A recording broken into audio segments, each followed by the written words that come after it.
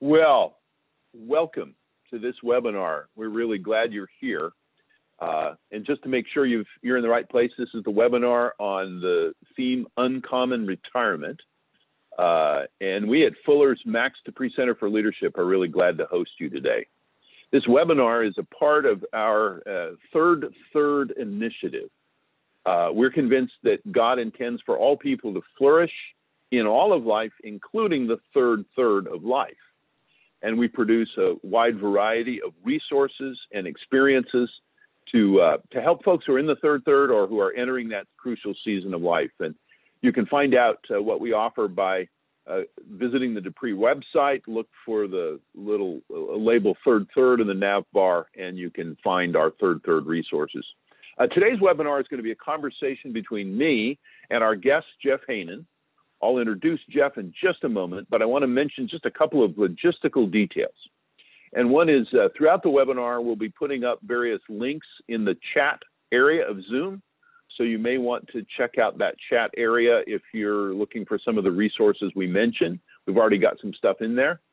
Jeff and I will talk for about a half hour, and then if you have questions, Jeff will respond to your questions. So if you have questions as the webinar is going on, please put them in the Q&A part of Zoom. There you can see at the bottom of your screen something that says Q&A, and that's where you'll want to put your questions.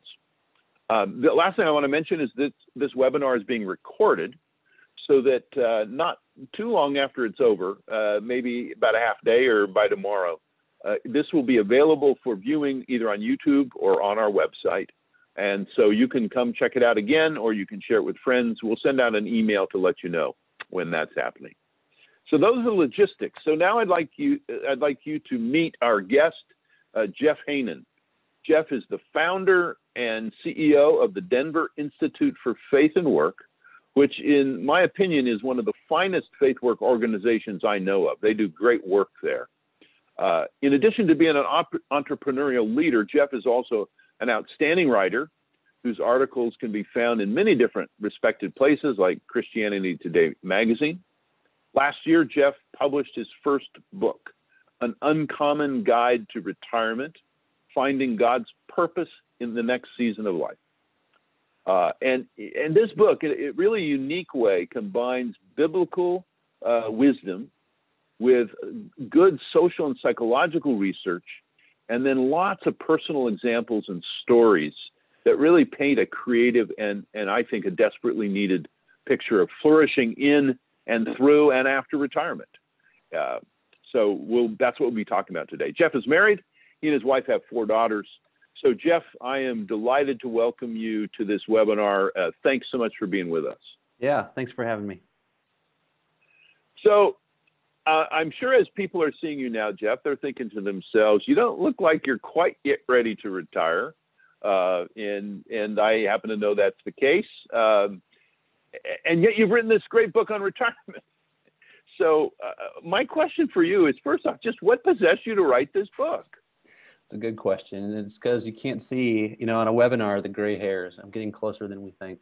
That's a great question. Let me actually answer in a few different ways. One, a lot of books are autobiographical, and of course, this book is not autobiographical. This is not something I wrote about my personal experience. It came from me paying attention to the people around me, and that is the main reason why I wrote that book. Let me actually share 2 examples. One is here at Denver Institute for Faith and Work, we talk a lot about the theme of vocation, calling, and usually the second most common time people are asking some of these big questions is actually in their 60s. We hear a lot about it in their 20s, earlier in their career, but they ask big questions that don't oftentimes connect to work, but they are questions of what is next after I retire. And we would continually hear that.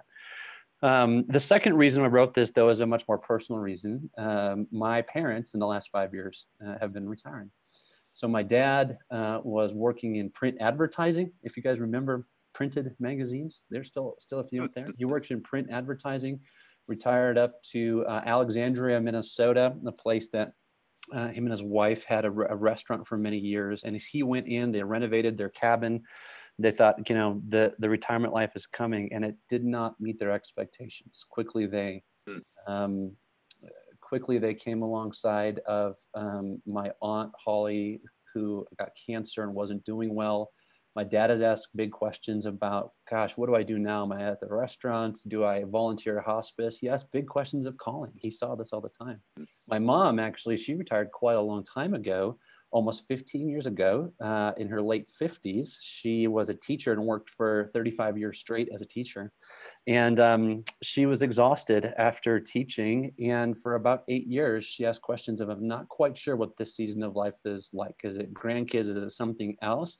And I saw her sort of go through this difficult process. And I thought, what does the Bible have to say about what is not just sort of preparing for the end, but really a whole definable season, which for a lot of people is 20, 30 years. What does the Bible have to say about this season of life? So when I asked that question, I started asking more questions about retirement and what it means for almost 80 million people in America.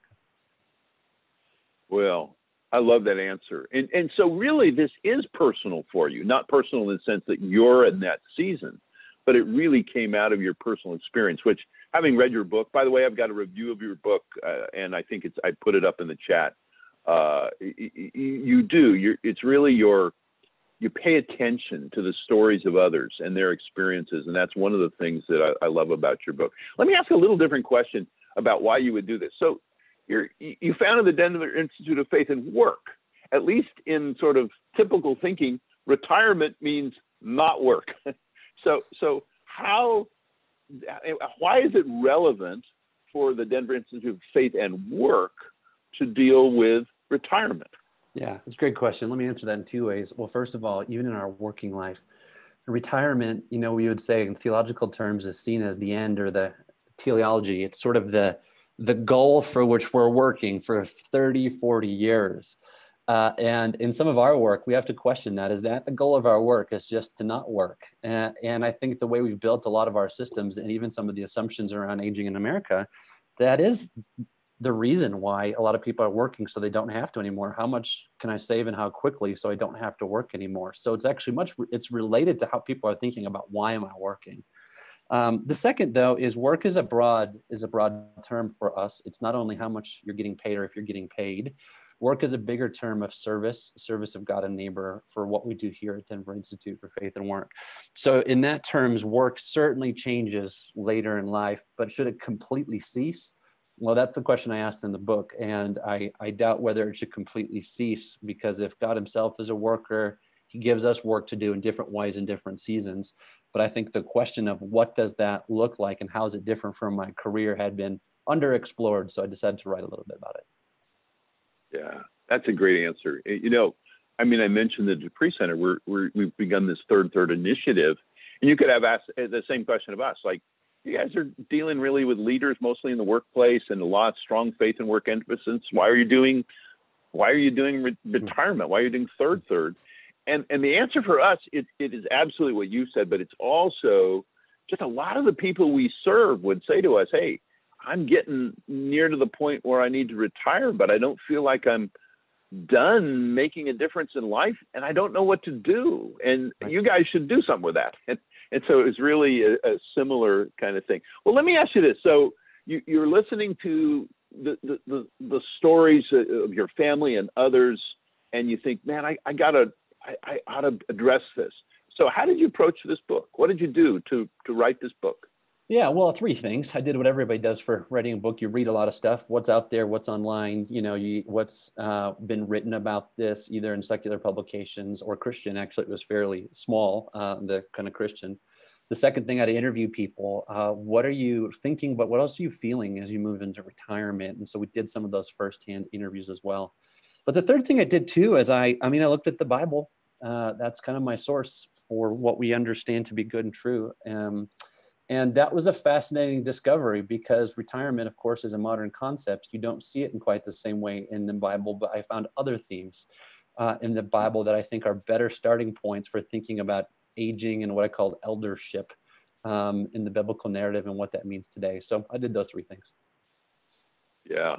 And in my review, you may have read it. One of the things I love about your book is how faithful you are to really try to understand what does Scripture have to say about this, and in I think a very creative and faithful way. Well, let me ask you along the way, as you're studying and reading and listening to people, were there any surprises? I mean, anything you come across where you thought, whoa, I just never would have expected that? Yeah, I mean, there were some surprises. So I put some of this in the first chapter, but a lot of the Christian stuff out there, well, I'll start the cultural side. The cultural side is retirement is this sort of dream vacation, the never-ending vacation. A lot of the financial services industry is built around this sort of myth. So when the Christian world looks at this and says, no, that's not what we're called to. We're not called to just pleasure. Retirement is an unbiblical concept. Let's never retire. Let's keep working because work is good. And obviously this is a message in the Faith at Work movement we talk about a lot. But when I talk to people, I found a note of weariness in their voice. And the stuff that they had heard from Christian ministers or pastors of I'm never going to, never retire.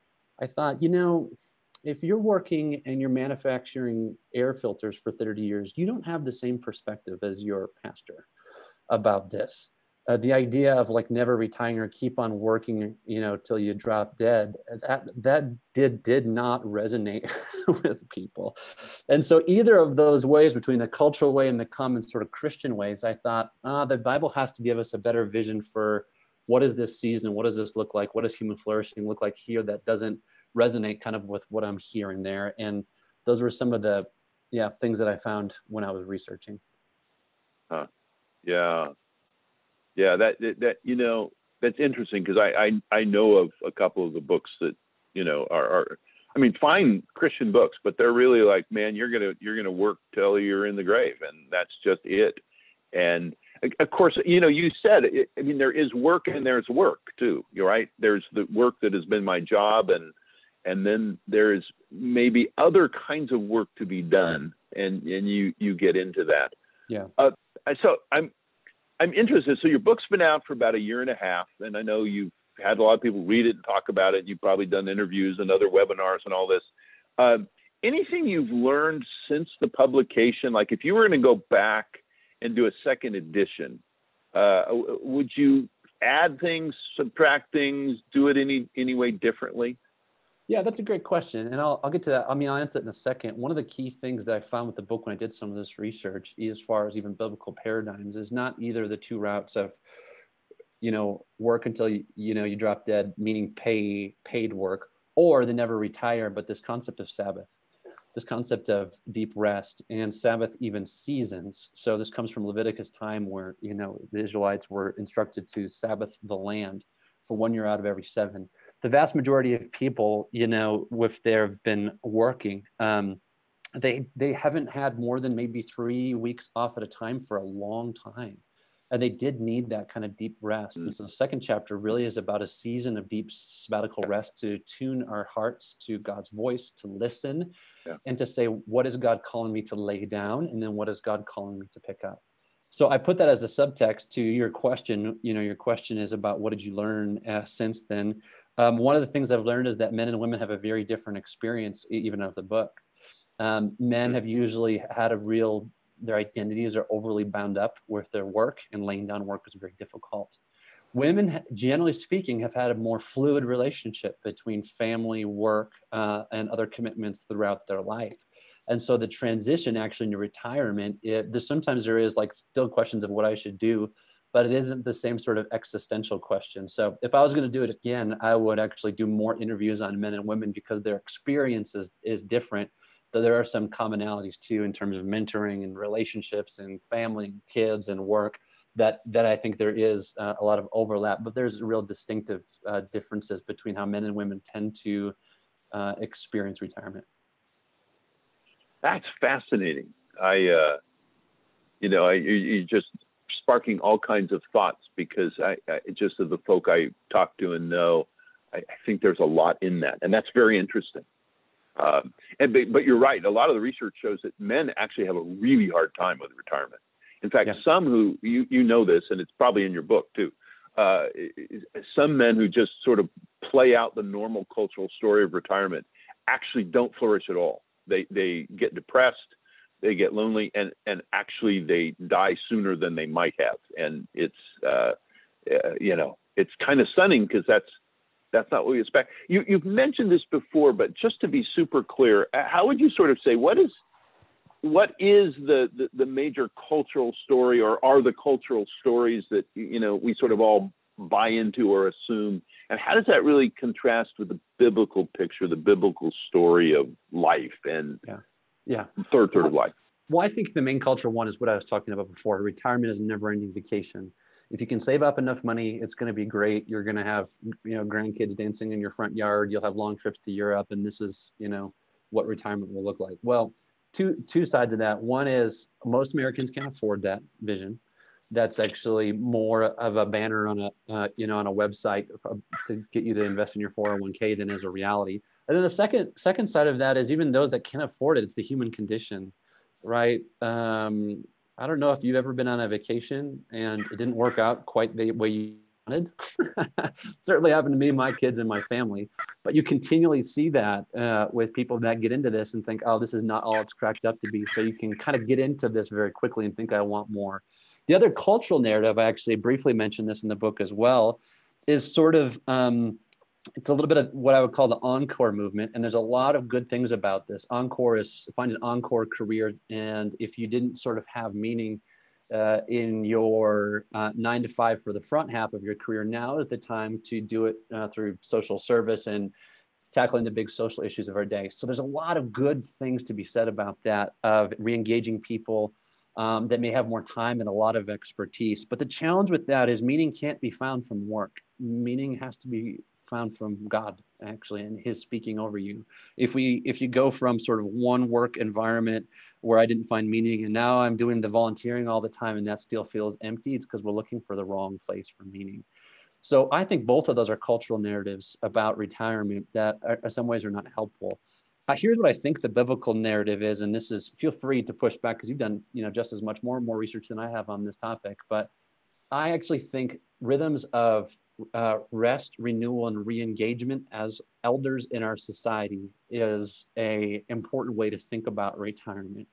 So I think there's an opportunity to rest and internally renew. Even some of our assumptions about who we are, what's important, what's meaningful. And in that season of sabbatical rest, there's usually a painful laying down. It could be a laying down of work, a laying down of authority, a laying down. Gordon Smith talks about this in his book, Courage and Calling. It's really helpful. But it is actually oftentimes transferring of authority to others. And that can feel, especially for men, it can feel a little bit like a death. But in that process of laying down and with open hand, you say, God, then what? What do you want from me in this season? And in that posture of, I think, humility, there's that re-engagement as elders. And I think, the word retirement, you don't find that much in the Bible. Numbers 8 is basically the only time you would find that. But you find this concept of elder all over the place. Obviously, it's an office in the New Testament. But in the Old Testament, the elders of Israel were leaders. People have assumed wisdom and blessing for their community. People look to them for leadership. And so I think what's important as we think about the biblical paradigm for elder, I mean, we've turned, like even the word elderly is very much of an insult, right? The word elder in Christian circles, I think, could be good in terms of church, but we don't think about, gosh, how are we going to tackle this problem? Let's go to the elders of our community and ask. Maybe we do in churches, but oftentimes we're not asking those folks because the cultural narrative is, live in the retirement community and have your best life now, sort of a thing. So I think in that process of rest, renewal, and re-engagement as elders, there's a real opportunity for wisdom and blessing, which is how Gordon Smith talks about it, and cultural leadership as somebody that is offering, but not necessarily always in those positions of leading. Oftentimes the real crunch, actually talked to Brad Hewitt, who's the CEO at Thrivent, being in executive leadership is a real crunch. And he just was like, I am ready to be done with this. But now he's actually in a position to offer his wisdom, his advice, his counsel. Think about like consulting. Whenever I'm around like a McKinsey consultant that's like, 28 years old or something, I'm like, consultants actually should be older that have been through this. And that is actually a way, I think, of thinking about mentoring and offering wisdom long into the future that our communities need from both boomers as well as Gen X that is moving toward retirement as well. Wow, that's a great answer. And I love your model. I really think part of what I love about it is the rhythms, because I think God created rhythms for people, and you're defining I think, a particular rhythm for folk who are in the third of life. And that really, I love that. That's a great way to put it. And also your mention of mentoring. I mean, I know a man, one of them that we've connected up with recently, who runs a major organization, a nonprofit in Southern California. And he's getting ready to retire from that particular responsibility. But one of the things that really excites him now is that he's going to have a lot more freedom to mentor others. Yeah. And, he got to do some of that in his job, but now that's really, and he's going to spend more time with his grandkids. And, he says he's really looking forward to being off the clock, because he's worked really, really hard for 70 years. Well, 50 adult years, he's about 70. But that mentoring piece, as you talk with people who have had good experiences of mentoring, do you hear anything from them that why that works? I mean, I hear a lot of people say, yeah, I'd like to be doing some mentoring, but I don't know quite what to do. And yeah, I know this isn't exactly your book, but what have you heard? Well, I did write a chapter on mentoring in the book. So it is, I think it's an important topic, because I've heard people, both sides. One, I feel like I have something to give, but I'm not sure. And then other sides, I've heard people thinking, oh, I'm not sure if I have anything to give, but they really do have something to give. Here's what I don't think works very well in mentoring. I'm gonna match, some organization is gonna match this person with this person. We're gonna get together with monthly coffee dates. And our monthly coffee dates, the young Padawan is going to listen to the Jedi, and the Jedi is going to download on them, and then they're going to go home, and the Jedi will feel filled up, and the young Padawan will feel filled up. It doesn't work out that way very well, for a few different reasons, which we mentioned in the book. But here's what I think is the main idea for mentoring. I actually think it looks a lot more like friendship. It looks a lot more like what I call intergenerational friendship. The really effective mentors are humble. They actually are doing stuff like this, almost like you're mentoring me right now. You're asking me questions. So you that are moving closer to retirement than I am, you asking me questions. What does that kind of affirms and blesses me, thinking I have something to say. But that does is it creates I think a relationship of, well, Mark, what do you think? And I actually want to know, because it's a give and take. And that's what friendships are. Yeah. They're continually give and takes. Yeah. And so if you have a mentor that's skilled, they're asking questions, they share stories of the things that hasn't worked or vulnerability in their own life. And all of a sudden you have this kind of reciprocal nature of friendship that can actually really bind together people of other generations. So I don't think organizations, if you're in a church context, I don't think it usually works very well. If this person in their early 60s is going to meet up with this person, in their 20s. What I do think works well is you can create the ecosystems for people to develop these friendships, right? It could be, if you're in a mega church and you have a bunch of engineers, we're going to have the 20-something engineers and the 60-something engineers. And actually, we're just going to do a weekend hiking, and we're going to talk about engineering and what we've learned from our careers. And all of a sudden, friendships can kind of come up from that. So I actually think mentoring is intergenerational friendship. When I've seen that, the young people are really interested, like me, of, you actually are interested in me, right? What that does, it really creates that reciprocal nature that is a real blessing. And the doubts that even a person that's in a position of leadership like myself, the doubts, the uncertainties, am I fathering my kids well? Am I doing a good job? I just need somebody to help me think through this. And I need a safe person that won't, shit over me for the next hour. I need somebody that's going to listen, and we're going to have a real reciprocal relationship. So intergenerational friendship, I think, is one of those things. I love that reframing. And by the way, it's sort of singing the song of the Dupree Center. Max Dupree, after whom our center is named, was kind of a famous mentor. He was a major business leader, but mentored a lot of folk, and he did some writing on that. And he would be right with you. He'd say, "Yep, it's that mutuality, it's that kind of friendship," and that's cool. I think we have a great opportunity to help folks, both those who might be mentors and those who might be mentorees, as it were. We envision what that is, and maybe we can even help church. I love your thing about the ecosystem. Hey, let me ask you a little bit about retirement. So we got Mary, who is on, get a question. I said I'd do questions at the end, but this is, I think, a good question right now. She asked about the meaning of the word retirement. It almost sounds to her like it means to get tired again. And she, as you said, she doesn't, you don't really find that word retirement in the Bible. It's in your book. So why did you use it? And what do you mean by it? Yeah, I use the word retirement because that's the thing in our culture.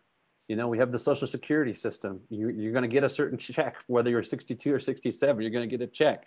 You have huge systems are in our culture, like, financial systems, vacation homes, housing. You actually have an enormous cultural phenomenon that people are in one way or another going to go through. And so to say, hey, I'm speaking to people that are inside this cultural moment that are going through this, I think that's actually a helpful starting point. Yeah, it's foreign. It's from late 1800s in Prussia really to today. It's a newer phenomenon of thinking about an age of retiring, stepping away. But what I do think is important, I do think that transition point of becoming an elder or a leader, you see this actually in the Bible. So in the one verse where you see retirement in Numbers 8, it talks about the Levites, and the Levites at age 50, you were not to basically haul around the heavy furniture of the tabernacle, but leave that to the younger guys. But they were still to minister to their brothers in the tent of the meeting, which was still interesting, right? Mm-hmm. So yes, lay down the heavy lifting of hauling around the furniture of the tabernacle. Do not lay down your wisdom as you are there and you are with them and you're caring for them. And so I think this vision of being an elder or mentoring or giving of yourself later in life is very much there. Whether or not we're going to, there's almost a cottage industry of other words for this, refirement, renewal, lots of these other things. I didn't choose any of those because I'm not very good at making up new words, but there is a word that people have heard before in our culture, right, and that is retirement. It's there. That makes a lot of sense. So it could be reframed in different ways. Walt Wright, who actually came up with our phrase third, he'll talk about refirement, and that's great when you're in his seminar and you're engaging with him. But you're trying to really reach people who are thinking about retirement, and that makes a lot of sense. I love that. And I just say one thing too. There's a cottage industry too, more in the secular world of, hey, this is actually going to be your best time ever. You're going to retire. You're going to, renew your skills. You're going to work or volunteer. It's going to be amazing. And I think the Christian always has to say, well, maybe, the fall is still here. People die. Grandkids don't behave like you want them to. People experience ageism. People oftentimes haven't, saved enough money for retirement. I always want to put in that of there's wonderful opportunities for elders to exercise, their influence and care for their communities. And the fall says, don't be surprised if the seminar that you went to that's saying this is going to be great kind of doesn't pan out that way because of the human condition. I just feel like you need both creation and fall when we talk about these things. Man, so I was interviewing somebody recently who's well into his third of life. And he's one who would say, this is an amazing time of life. He loves it. So I said, what's been hard? He said, my lifelong best friend recently died and I am so lonely. He said, I got a great wife and family, but I don't think I'll ever have a friend like that again. Yeah. And so on the one hand, he's thriving. And the other hand, there was this really deep loss and sadness. And it's all mixed up together, right? Yes. Yeah. So, hey, I'm getting some other really cool questions. So let me ask you, since we're on retirement, have you done much looking at how different cultural groups look at retirement? A little bit. So it tends to be in traditional societies, elders have already a lot of influence, right? In more, even in American, even kind of modern society, we tend to be in communities that prize youth, a lot of work, and sort of kind of cultural power. So there is a lot of difference. If you're in Japan or China, you're going to see elders, I think, a lot differently than you do here in America. I haven't done a ton of work actually on that. other than noticing that different cultural groups are thinking about this a little bit differently based on their own culture and what they think is actually important and what's powerful. The strange thing about that I would mention is that we have two men in their mid-70s that are running for president, which is a little interesting. Yeah, I would like to hear from you why that has happened, because in other areas of culture, that tends to be people that have moved off the stage. So maybe that's a question back for you, Mark. Well, it's actually fascinating about that, because there's also lots of hand-wringing about that in the wider culture, and I get that, but it is so. I think we get so many double messages, right?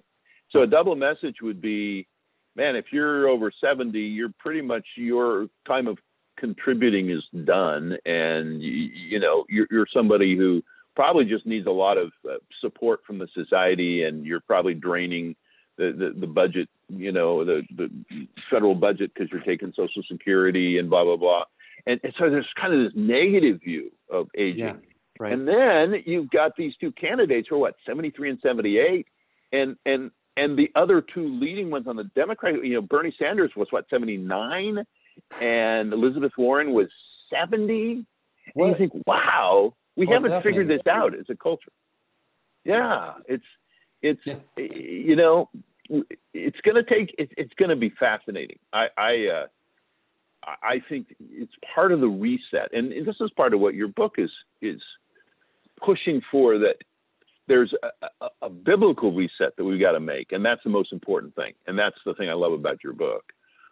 But then also, just in terms of people living longer, and many being very vital as they live longer, people needing to make money longer, people wanting to contribute longer. Yeah. And so the narrative that, like, boy, you hit 65 and now you're just going to become non-productive and sort of drain society's resources, that just isn't measuring up with a lot of folks. So I think part of the challenge, and I love what you just said, is that there are different narratives and different stories, and there isn't just one version.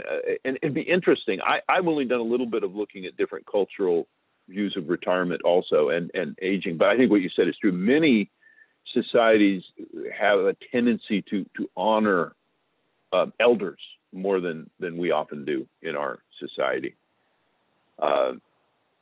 So I'm getting a bunch more questions. I'm just gonna sort of stay with these questions because I think they're good and people are engaging. So here's one from Doug, or Douglas. Douglas, if you go by Douglas and I just called you Doug, I'm sorry. How can the church be helped to see value in those retirement age beyond their money and engage them significantly in the life of the multi-generational church, mentoring leadership, especially now in this new normal of COVID, which may keep many in retirement age distance from gatherings because of social distancing? Yeah. Great question. Well, that is a great question, Doug. And actually, I want to eventually turn that back to you, Mark, too, because COVID changed a lot with how people are experiencing this. There's more loneliness. There's more questions. Obviously, people older that are at a higher risk. There's a lot of pain right now for everybody. But if you can't see your grandkids, or your grandkids went to school, and should I be around them? I don't know. So a couple different things on this. One, I think the absolute necessity of human relationship really needs to be prioritized in COVID time. Absolute necessity, right? We can do Zoom like this too, but let's social distance, whatever, go outside, be 10 feet apart, put a mask on, but we have to be in relationship with each other. In that sense, finding ways to actually start this conversation in local churches about retirement, about eldership, about rest, renewal, re-engaging society. I think that'd be the first thing I would say, is do something in your church, start this conversation, have some of the, use some of the resources at the Pree Center. That would be number one. Number two, I think as you're talking through some of these things, one of the things that I have found, and again, I want to hear from you, Mark, on this, I find that a lot of people move through some of these conversations and the action point isn't terribly clear. Here's what I think is interesting about Denver Institute for Faith and Work. Work can be full-time, it can be part-time, it can be full-time unpaid, or it can be, there's all sorts of these different options for how we kind of think about work. What I think is interesting though about work and people that have re-engaged well, they commit themselves. So this could be Habitat for Humanity. This could be caring for a sick friend in this age, but their weeks have structure because love commits me, just as you think about in marriage, right? I'm committed to this person. I love this person. To come thick or thin, I'm committing to this person. A lot of folks say, I want to keep my options open. I may want to travel. I may want to do these different things in retirement. And that's fine. Good. Travel more. Like those are all great. But find the things that's saying, the Lord has given this to me to give to others. This is a stewardship question. And so in that context, if you're having this conversation, I'd love to see more of these ending with, I am going to bind myself. I'm going to constrain myself in some ways through service in my community, through, volunteering, through going back to work, through caring for, a sick friend right now, whatever that kind of vocational commitment is. I would love to see people actually doing that. So, and it's really difficult when you're alone and when you're in your house. I understand it. It's difficult. We will get through this and it's very difficult. But finding ways of saying, look, then I am going to be doing telementoring. I am going to be, knitting blankets for the children's hospital. I am still going to do this because the Lord is love and he's working through me in this time. So if you can't do this, then love will have to find, I think, another outlet. So Mark, I want to hear from you on this too. What do you think in COVID time? What's the best counsel for relationship, for committed service? So on the relational side, it's we need to be connected to people, and for some of us that means we need to think of the people that we need to initiate with. I have a friend whose husband died, and she doesn't have as much of the emotional resources to reach out as we do, and so there's a responsibility there, and and to be. We got to be wise, though, right? I mean, this thing is spiking all over, and a lot of folk are not social distancing. It's going to be harder in places that are colder, and we're going to have to work on this. But I have a friend who just calls a lot of people on the phone. I mean, that's how he connects. Yeah. And mostly those who get his calls are just delighted. So we've got to be creative. We've got to think about especially those who may need some special attention. The thing I'd say about the church is, so many churches are concerned that because they're graying, you hear that all the time, the graying of the church, and they want to you get young people in. So big question, how do we grow young? Well, my colleagues in the Fuller Youth Institute did this major study on churches that are in fact growing young, that are doing great with getting younger adults and younger, teenagers and all that. And they, what they discovered, and it's in this book called Growing Young. What they discovered is that churches that just focus on youth, and young people aren't nearly as good at growing young as churches that really work on being genuinely multi-generational and intergenerational. And what that says is there actually is a role, a crucial role for the church, for those who are, in the third of life. And some of it's mentoring, but it's not always. It can be friendship, as you say. And you have to read the book to see it. But the thing is, I find so interesting is that many churches that are growing older don't realize the resources they have. Extraordinary resources in people who are often seen more as a liability than as people of extraordinary potential to not only serve the Lord in all of their life, but help their churches become vital and even grow younger. Yeah.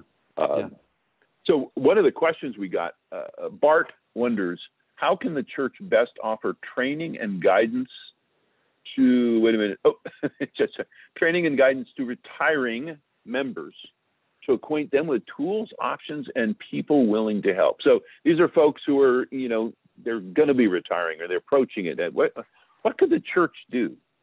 Yeah. Well, I mean, some stuff's been written. I wrote a little bit on this. There's discussion guides. Those are some practical materials that are out there. Third has a lot of materials, but actually saying, I'm going to your point, Mark, initiate, and we're going to start this conversation about what this looks like. I think that is, I think that's really helpful. The folks in Australia, I think it's called Q4 Ministries. I just did a webinar with them recently, but they've built a network of coaches to help people walk them through this process. And so I structured the book in terms of sort of a season of rest, maybe 9 months to a year, but in that sort of rest and renewal process, it's a calling, it's a discernment process of re-engagement. I actually think building the communities of friends, coaches, small groups that are actually saying, doing this sort of spiritual friendship, walking alongside of others, I think it's really important to do that in community. So I don't know if anything like that exists in the United States or if you guys are doing anything like that, but those relationships I think are important to hear God's voice. We need each other for that. We're moving in that direction, and we're fairly new in this initiative. I'm curious, is there study materials for your book? Yeah, there's a discussion guide. Yeah, I can send that. It's on the website, Uncommon Retirement. You can download it. Oh, if it's on the website, because I actually got a question. So I got a question. Steve wonders, is there curriculum? And I would say to Steve, the book is great. And if you had a group and you just said, we're going to read the book, but if you've got some discussion guide, that's awesome, because then it makes it even more useful for that. We're like days away from releasing really one of the first pieces of curriculum or personal devotional material that we have. I've done a multi-part series on calling, focusing on the calling of Abraham. And really that story of he was Abram when he got called, but he became Abraham. And really trying to dig in, what does his experience of calling show us about calling? And so we're beginning to develop curriculum. We're also beginning to, I'm leading the first time around through the Pree Center. We have you might call it a vocational transitional program called Road Ahead. And basically it's a 6-week cohort experience, small group experience. Wow. And we help people deal with vocational transitions. I'm literally right in the middle of the first one I'm doing with folk in the third of life. And it's so interesting. I am learning so much. I'm learning some of that with the retirement ethos in different cultures, because one of the people in our group is from Singapore. And so so Steve, we're just on the edge. If you go to Bartley, and one other thing I mentioned, if you go to our website, I've got a review of Jeff's book. I've also reviewed a book on called Third Calling by Richard and Leona Bergstrom. And if you see that review, it'll point you to their work and their website. They've created some good materials, and we did a webinar with them last month. So they've got some good stuff too. But there's a huge need and opportunity here, and that's really what we're beginning to step into in the third work that we're doing. So that's a start. I got a couple other questions here, and I want to. This is related. It's very close. But what suggestions do you have for churches and pastors in helping folks in our congregations pursue these ideas? So, if you're a pastor and you've got a lot of folk in or entering third of life, one thing I could say this. I could say I would recommend your book to my people. But what else would you recommend? Yeah. I think hosting this conversation is important. And sometimes maybe this may feel too niche, but if you have a congregation, a lot of folks are going through this. This is actually just people's lives. These are the people that we're called to shepherd. So it's not. So I would say actually starting this conversation about how is our culture, even from a sermon series, right? Or from worship, how is our culture talking about the season of life? What are the message you're hearing? What does the season of rest and renewal look like? How should we understand work in the broadest sense? And how is work changing, in this season of life? How are we listening to God's call in this season? Where are the constraints that we have, even if we're, our legs hurt or we don't have a lot of money, but how is God still working in that? I actually think these could be really fruitful sermon series in local churches for pastors. It could be obviously in the small group context as well. I think there's a lot of opportunity to do this inside of local churches. So. Yes, and it is, one of the largest studies of human development is this Grant study that was done at Harvard, and huge 80-year study of people's lives. And one of the biggest things they found is that those who really flourish in the latter years of life, they were setting that up in much younger years and in middle age. And, you know, one of the most fascinating things they found is that the strongest indicator of physical health at 80 years old, when you look at when you're 50, the strongest indicator is good relationships. Relationships, absolutely. So yeah, and that makes more you than think cholesterol. When men don't do well, they probably made work too much. When work falls off, they realize, I don't have any real friends. Right. Then all of a sudden things start to collide. And actually, another part of that study says is that people can actually turn to the pleasures of life, alcoholism. And a lot of this actually can move in to communities, and that actually can really cut down on that. But those good relationships, really good, meaningful relationships in your life, whatever age you are, work on those now. They'll be around. They'll be around. Yeah, that's a good word. So one of the things that we're beginning to do in our work is, you know, help people learn from some of the studies that have been done. And there's a lot of really good work done on living and life cycle, but also on aging. And but like that thing, you know, if you want to live well when you're 80, work on your relationships earlier in life. And that, you know, and the health stuff matters too. I don't mean to dismiss that, but it's just, it's fascinating. And so the point would be that it isn't only about having a program for the senior adults in the church. It's also about helping the whole church learn to live in a different way. It's about that intergenerational, multi-generational experience. It's about building good relationships and good life practices earlier in life that then will prepare you for all the transitions of life, including the one that we call retirement. Yeah, and I would say one other thing too for local churches on this, you know, oftentimes when you look at the season of life, it can be depressing. You know, people are getting older, or my friends are dying, or I don't have as much influence at work, or, you know, ageism in our culture. There's just a lot of difficulties in this. For the Christian, the resurrection of Jesus is the beginning point for how we understand everything.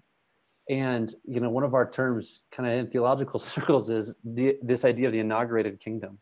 When Jesus rose from the dead, he brought the new creation right into the present time. We are now in the new creation. So whether you are 50, 60, whether you're 80, whether you're outwardly, you know, outwardly wasting away, we're internally constantly being renewed, which is how kind of Paul saw this. I think that's an interesting thing to say. If we're interested in the resurrection, which we should be as people of Christian faith, right?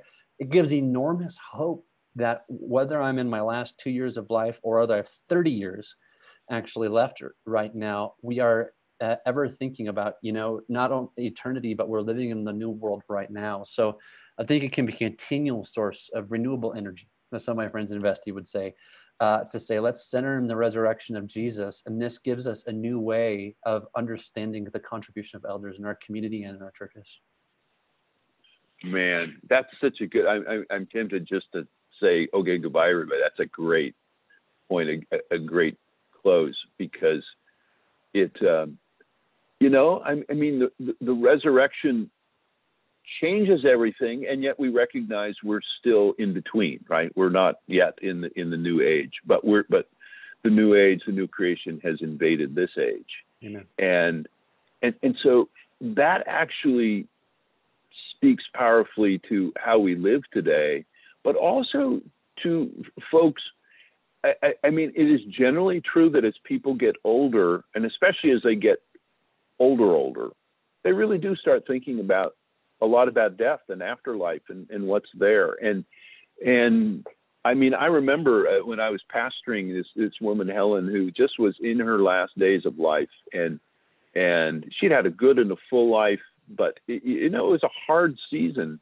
And I went to visit her, and she said to me a couple of things. She said, one was, I just can't wait to be with Jesus. I really just want to be with Jesus. But then she said, but the other thing is, when I sit here and I pray, I really feel him with me here right now. Yeah, amen. And so in this difficult season of life, and she could talk about, you know, the aches and pains and the losses and the family issues and all this stuff. And her husband had died several years before. So of course that was huge loss for her. And so there was great hope, but she wasn't denying the difficulty in the moment or God's grace in the moment. And I just remember thinking when I left that, and I was probably your age when I was pastoring Helen, and I remember thinking, God, I want to be like that, that there was such honesty about what's hard and real, and yet such profound faith that gives her this Christian hope, a confident hope. So I love it that you talked about hope. So I think we will let you, I guess I took the last word. Do you have any last words before we close up? No, I would just echo that story. I interviewed a man named Gary Vander Ark for my book, and he was a doctor, and I interviewed him when he was about 80. This is beyond retirement, but he's still teaching classes at a school. He was volunteering on nonprofit boards. He was biking each day. And I'm like, hey, if anybody could hang up the cleats, it's you. You've done enough. You've done incredible things for our community. He just said, it's more blessed to give than to receive. When I give, I receive more blessing. This was the movement of grace moving through him out into his world. He was a model of eldership. It wasn't a desperate, I have to have a meaningful life, right? Or prove anything. He just was free. He was a example, I think, for me of what I want to be, in 40 years from now. Well, that's great. Well, Jeff, thanks for taking time with us. Thanks for writing this book. I really, I appreciate that this book came out of both convictions, but also your love for your family and people you knew and care for them. And it's a great book. And so I recommend those of you who are on this webinar and go ahead and read it and let your friends know about this book. It's really fine. And we'll help folks get connected to some other resources. Again, you've got some of the links. denverinstitute.org would get you in Jeff's world, and they got a lot of great stuff there. So I encourage you to go there. You've got, what is it, uncommonretirement.org? Is that the other one? What is .com? And then, Dupree Center, dupree.org. And if you look for third, you can see a lot of the things we have. And we also point people to other kinds of resources. So we're really in the beginning of responding to some of those questions about how can we help the church do this? And Jeff, what you're doing is great. And we're glad to be partners in this. So thank you so much. Yeah, thank you, Mark. All right. Take care, everyone.